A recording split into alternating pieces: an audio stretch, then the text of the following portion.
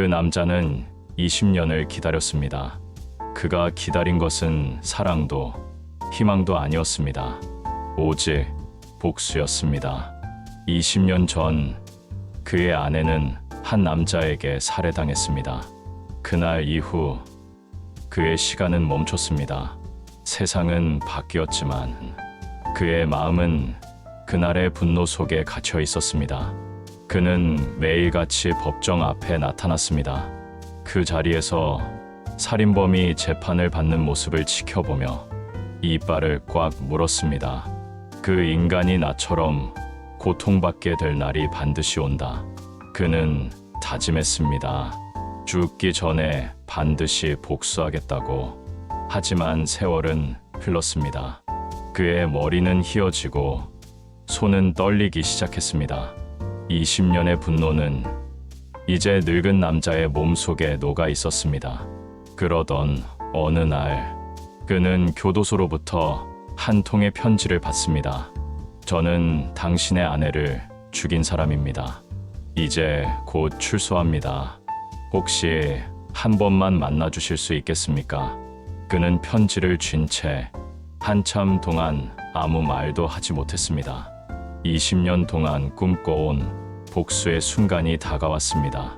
하지만 이상했습니다. 그의 가슴에서 분노가 아니라 이상한 침묵이 일어났습니다. 그는 스스로에게 물었습니다. 내가 진짜 기다려온 건 복수였을까? 오늘 명심 플래닛에서는 복수를 위해 20년을 기다린 한 남자의 이야기를 통해 분노를 놓아야 진짜 자유를 얻는다는 깨달음을 이야기합니다. 그 남자가 마지막에 내린 선택은 당신의 마음에도 오래 남을 것입니다. 부처님은 이렇게 말씀하셨습니다. 분노는 불길과 같다. 그 불길은 먼저 자신을 태운다. 이 말씀은 법구경에 나오는 구절입니다. 또 이렇게도 말씀하셨습니다. 원한은 원한으로 멈추지 않는다. 오직 자비로서만 멈출 수 있다. 이 말은 담마파다의 가르침입니다. 그리고 또 하나, 복수를 품은 마음은 결코 평화를 얻지 못한다. 수타니파타의 구절이죠. 부처님께서는 우리에게 이렇게 가르치셨습니다. 미움을 미움으로 갚으려는 마음은 결국 자신을 불태우는 일이라고요. 그 불은 언젠가 세상을 태우지만 그보다 먼저 자신을 태웁니다. 복수는 달콤하게 시작되지만 끝내 남는 것은 텅 빈 공허뿐입니다.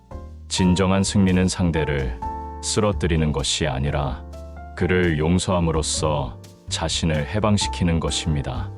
분노는 단단한 쇠사슬처럼 우리를 묶습니다. 그러나 용서는 그 사슬을 끊는 칼입니다. 복수는 과거에 머물게 하지만 용서는 미래로 나아가게 합니다. 분노는 가장 뜨겁고 동시에 가장 차가운 감정입니다. 그 안에는 상처와 두려움이 함께 숨어 있습니다. 사람은 자신이 받은 고통을 잊지 못할 때 그 고통을 다른 사람에게 되돌려줘야 합니다. 나도 아팠으니까 너도 아파야 해. 이건 인간의 본능 같은 것이죠. 하지만 부처님은 이렇게 말씀하셨습니다. 그대가 불을 던지면 그 불은 결국 자신에게 되돌아온다. 복수심은 겉으로는 힘처럼 보이지만 사실은 약함의 다른 이름입니다. 용서하지 못하는 이유는 그 상처를 아직 받아들이지 못했기 때문입니다. 20년 동안 복수를 품고 살아온 그 남자 역시 그랬습니다.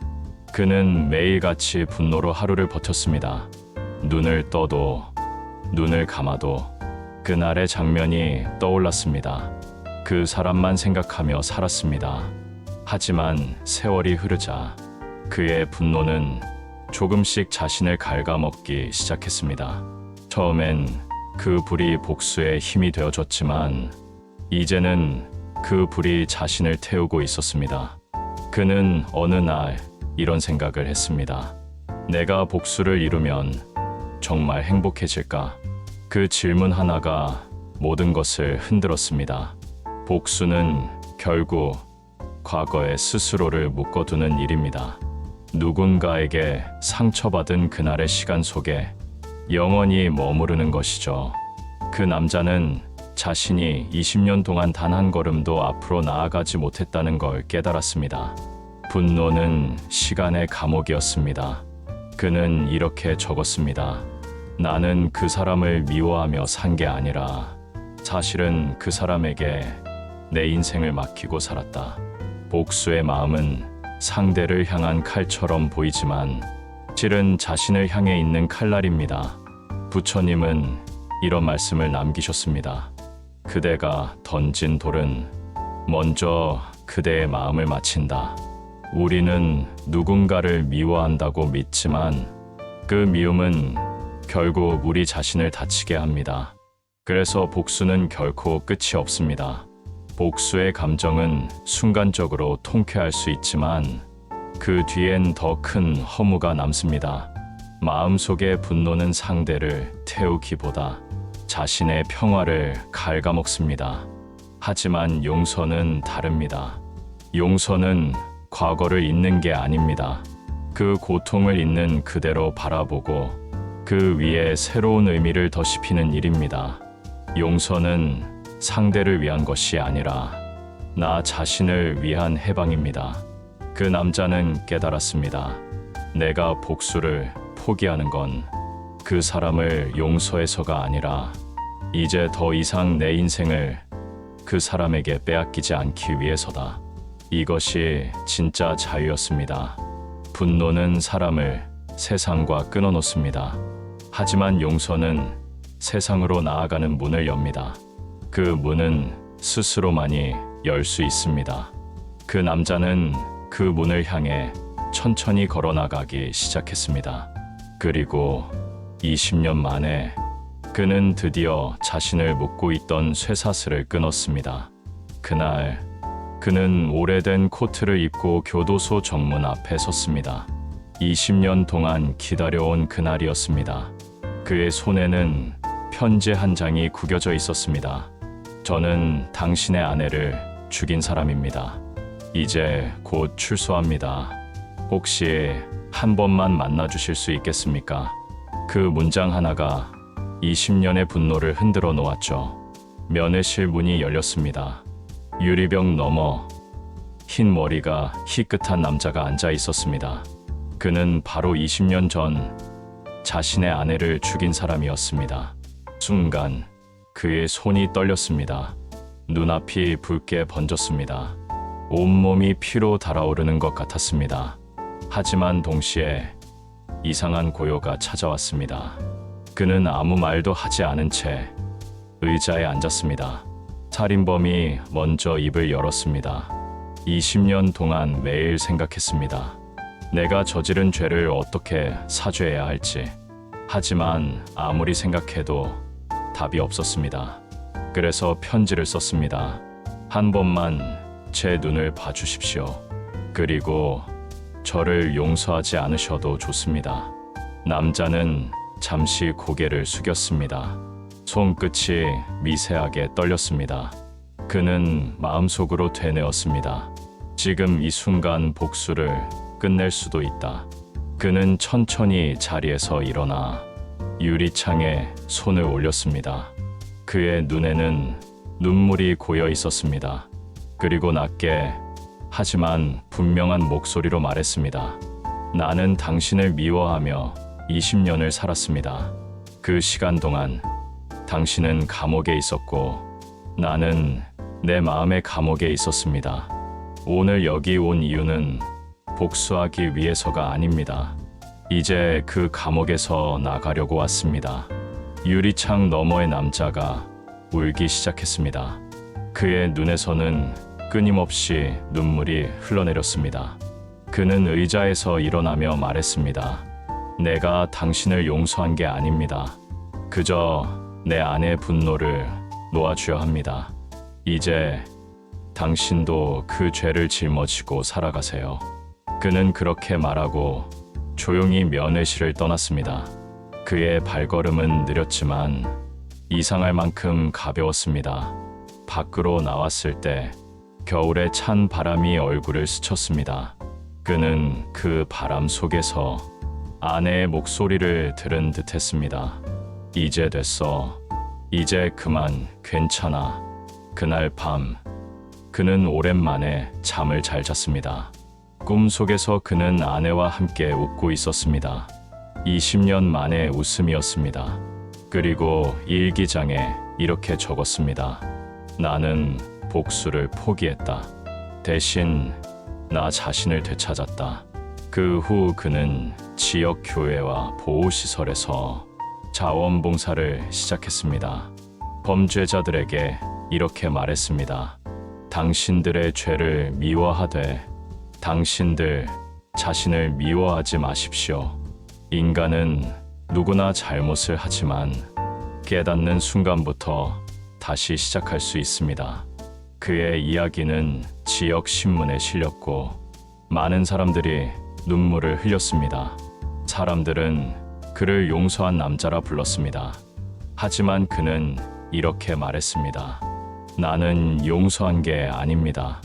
그저 내 마음의 짐을 내려놓았을 뿐입니다. 그는 세상을 떠나기 전 짧은 한 문장을 남겼습니다. 복수는 나를 죽였고 용서는 나를 살렸다. 그 한 문장은 지금도 많은 이들의 마음속에서 울리고 있습니다. 이제 잠시 눈을 천천히 감아봅니다.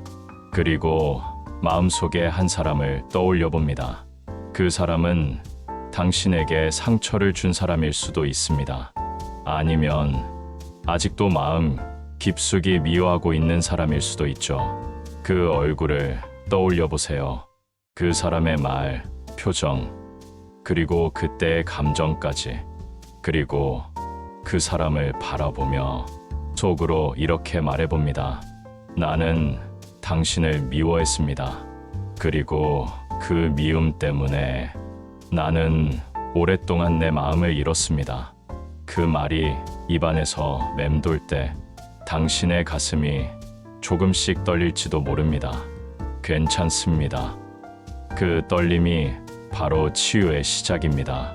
이제 천천히 숨을 들이마시고 내쉬어 봅니다. 그 숨결마다 가슴속 깊이 쌓여있던 분노와 미움이 조금씩 녹아내립니다. 이제 이렇게 말해봅니다. 이제 그만 놓아주겠습니다. 당신도 그리고 나 자신도. 그 말 속에는 20년 동안의 고통을 녹이는 힘이 들어 있습니다. 당신은 복수를 포기하는 게 아닙니다. 당신의 평화를 선택하는 겁니다. 용서란 약함이 아닙니다. 그건 자신을 다시 사랑하는 용기입니다. 한 번 더 깊게 숨을 들이마시고 천천히 내쉬어 보세요. 그 숨이 마음속을 지나가며 남아있던 미움의 조각들을 데리고 나갑니다. 이제 마음속을 한번 들여다보세요. 조금 더 가벼워졌나요? 그 자리에 따뜻한 여백이 생겼을 거예요. 그 여백은 새로운 사랑이 들어올 자리입니다. 평화가 머물 수 있는 자리입니다. 그 자리를 느껴보세요. 그 고요 속에서 당신의 진짜 얼굴이 보일 겁니다. 이제 이렇게 다짐해봅니다. 나는 복수를 내려놓습니다. 나는 미움을 놓습니다. 그리고 나는 자유로워집니다.